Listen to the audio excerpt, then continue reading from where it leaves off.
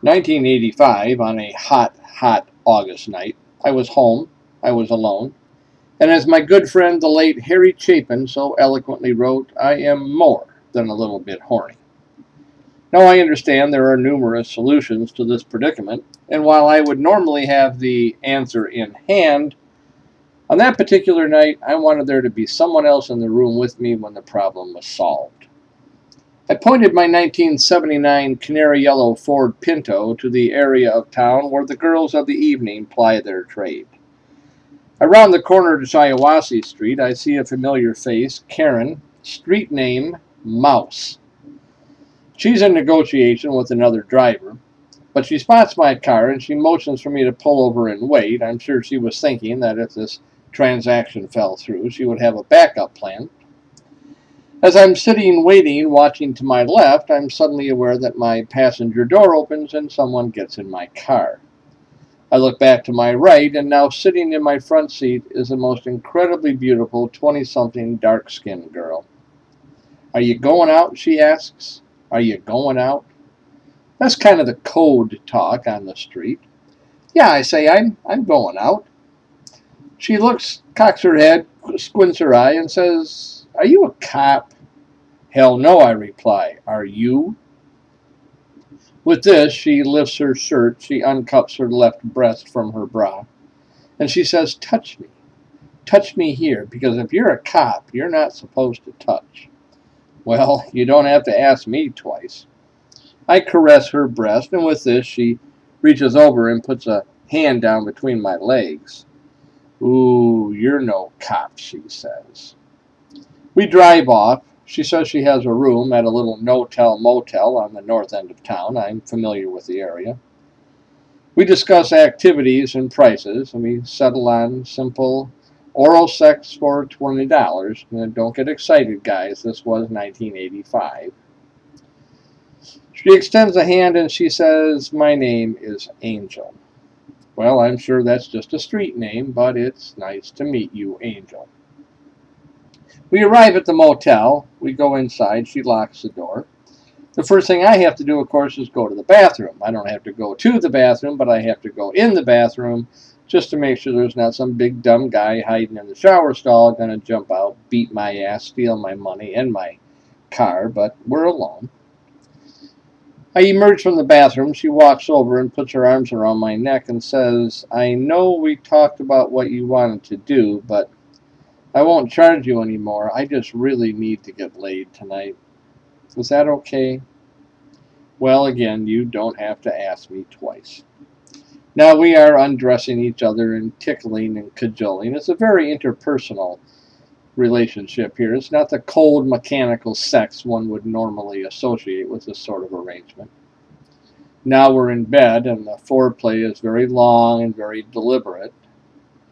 After a while, she motions me over on top of her, and then she guides me inside of her.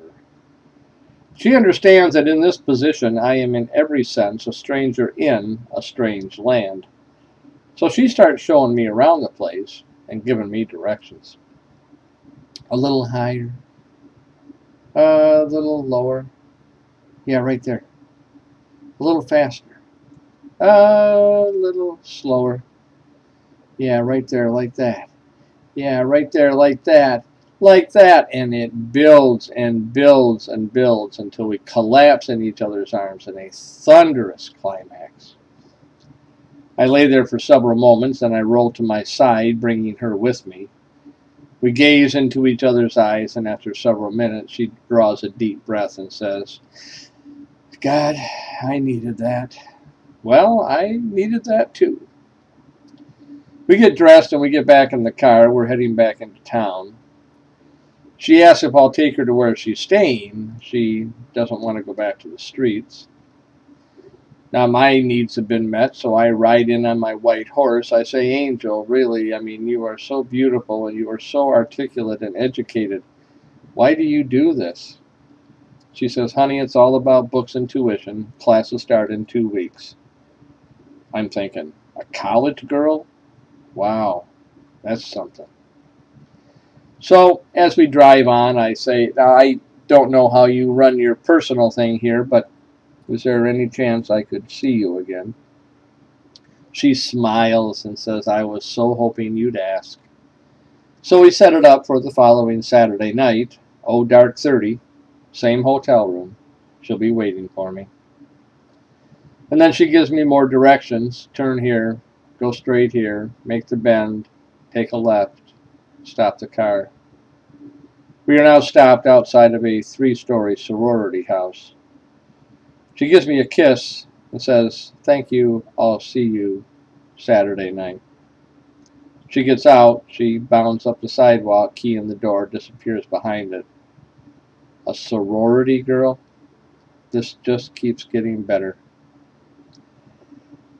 That was on a Tuesday night.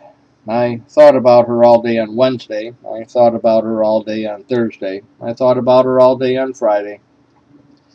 When I got up Saturday morning, I did my usual routine. I went to the kitchen and drew a cup of hot black from the Mr. Coffee. I gathered the newspaper from the front door. I propped the pillows up in my bed. I laid back. I opened the front page and, well, now I'm thinking about her, aren't I? Because there on the front page, far left column, above the fold, unmistakably, her picture. She had been murdered. Her body found behind a different motel on that same end of town. And ladies and gentlemen, let me assure you, while I felt sad and I felt plenty scared, I also experienced a feeling of uncleanliness unrivaled by anything in my life to that point. I began to wonder, was it my money that kept her out on the streets? Was it my money that made her go out that one more night when she ran into the wrong people? Will I be required to make an accounting for this at the gates of heaven? I don't know the answer to those questions. I read the article. They identified her as Monique. You see, she told me her name was Angel. But even now, knowing that her name was not Angel, I knew that she had become one.